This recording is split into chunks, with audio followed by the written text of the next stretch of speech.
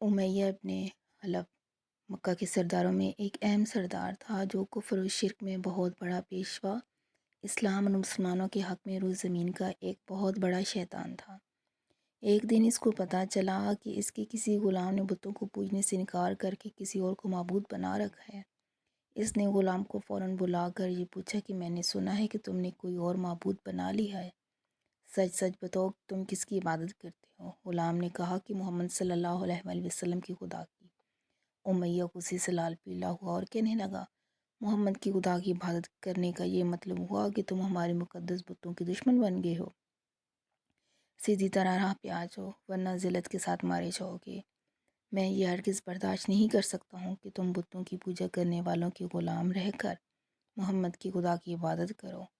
وہ غلام جو توحید کا سچے دل سے شیدائی ہو چکا تھا، اس نے دیکھا امیہ کو، جواب دیا کہ میرے جسم پر تو تمہارا زور چل سکتا ہے، لیکن میں اپنے دل اور اپنی جان محمد صلی اللہ علیہ وآلہ وسلم اور اس کے خدا کے پاس رکھ چکا ہوں۔ اب اللہ کی عبادت ہی میری زندگی کا مقصد ہے، اور تمہارے خود سے بنائے ہوئے بتوں کو پوجنا میرے بس کی بات نہیں ہے۔ یہ جواب سن کر امیہ بن حلب غضبناک سے دیوانہ ہو گیا۔ ایک غلام نے اسے بے دھڑک جواب دے دیا تھا۔ اس نے کڑک کر کہا کہ اچھا تو پھر اپنی بے دین کا مزہ چکھ دیکھوں گا کہ میں محمد اور اس کا خدا تجھے کیسے بچاتے ہیں۔ امیہ کے تشدد شروع ہو گئے۔ مکہ کی زمین گرمی کے سبب بڑی مشہور تھی۔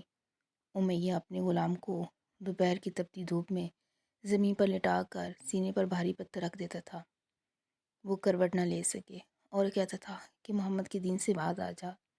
لیکن اس کے ظلم کے باوجود بھی اس غلام کے منہ سے سوائے آہد آہد کے کچھ نہ نکلتا تھا۔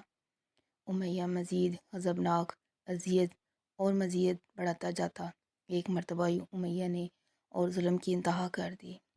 پورا ایک دن اور پوری ایک رات غلام کو بھوکا پیاسا رکھا اور تپتی ریت پر لٹا کر اسے تڑپنے کا تماشا دیکھتا رہا۔ اس کی یہ کوشش بھی غلام کو حق سے نہ ہٹا سکی۔ آخر تک ہار کر امیہ نے مکہ کے بدمعاش لڑکوں کو بلایا اور ان سے کہا کہ اس غلام کو اتنی اذیتیں دو کہ یہ محمد اور اس کے خدا کا نام لینا بھول جائے۔ یہ لڑکے امیہ کی خوشی حاصل کرنے کے لیے اس بے بس غلام کو بری طرح مارتے پیٹتے تھے، جسم کے کپڑے اتروا کر لوہے کی چادریں پہنا کر تپتی دھوپ میں کھڑا کر دیتے تھے، لیکن غلام کی زبان سے احد کے سوا کچھ نہیں نکلتا تھا۔ اسلام کی راہ میں یہ بے پناہ اذیت سہنے والے صحابی کوئی اور نہیں بلکہ حضرت بلال حبشی رضی اللہ تعالیٰ عنہ تھے۔ انہیں ظلم و ستم کے دوران ایک دن حضرت ابو بکر صدیق رضی اللہ تعالیٰ عنہ کا ادھر سے گزر ہوا۔ آپ رضی اللہ تعالیٰ عنہ نے امیہ سے فرمایا کہ امیہ، جس بے کس اور مظلوم پر اتنے ظلم ستم نہ کرو، اس نے تمہارا کیا بگاڑا ہے؟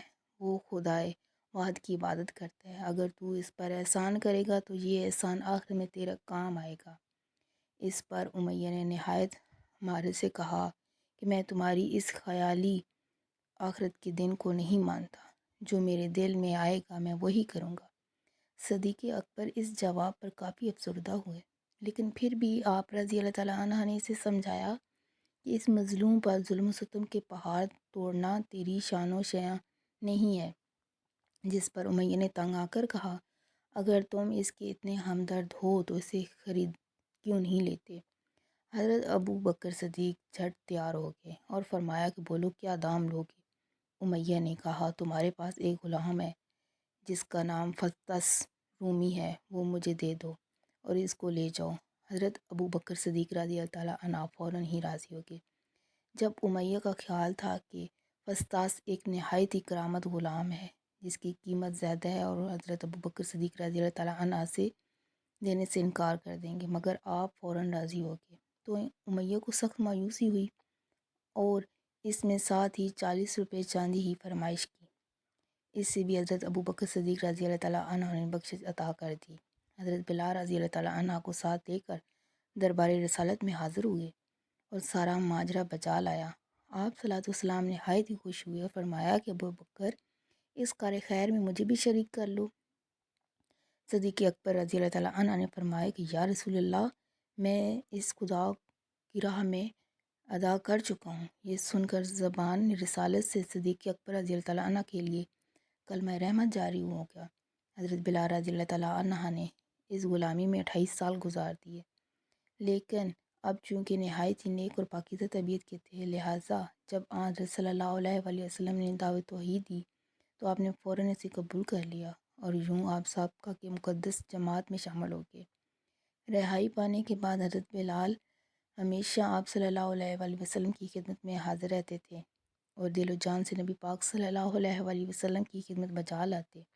آپ صلی اللہ علیہ وسلم حضرت بلال کو کسی بھی چیز کا حکم دیتے تو آپ اپنی جان بھی لڑاتے تھے۔ غزوہ بدر سے لے کر غزوہ تبوک تک تمام غزوات میں شامل رہے، لیکن حضرت بلال کی اسلام کے لیے سب سے بڑی خدمت اور ان کے لیے سب سے بڑی شہادت اسلام کا سب سے پہلے موذن ہونا ہے۔ ہجرت کے بعد جب مسجد نبی صلی اللہ علیہ وآلہ وسلم تعمیر ہوئی تو آپ صلی اللہ علیہ وسلم نے آپ کو اذان دینے کا ذمہ سونپ دیا۔ آپ کی آواز نہایت ہی دل نشین تھی اور اس میں ایک ایسی تاثیر تھی کہ اذان کی آواز سن کر لوگ سب کام چھوڑ چھاڑ کر مسجد کی طرف آتے۔ 8 ہجری میں جب مکہ فتح ہوا تو بتوں سے پاک کرنے کے بعد آپ صلی اللہ علیہ وسلم نے حضرت بلال سے فرمایا کہ اے بلال، کعبہ کی چھت پر کھڑے ہو کر اذان دو، اور یہ مبارک سلسلہ وہاں حضور صلی اللہ علیہ وآلہ وسلم کے حیات مبارکہ تک اسی محبت اور عقیدت کے ساتھ جاری رہا۔ لیکن 11 ہجری میں جب آپ صلی اللہ علیہ وسلم نے سفر آخرت اختیار کر لیا تو اس عاشق رسول صلی اللہ علیہ وآلہ وسلم پر غم کا پہاڑ ٹوٹ پڑا اور مدینے میں رہنا اب آپ کے لیے دشوار ہو گیا۔ آپ کو ہر وقت پیارے نبی صلی اللہ علیہ وآلہ وسلم کی یاد ستاتی رہتی تھی۔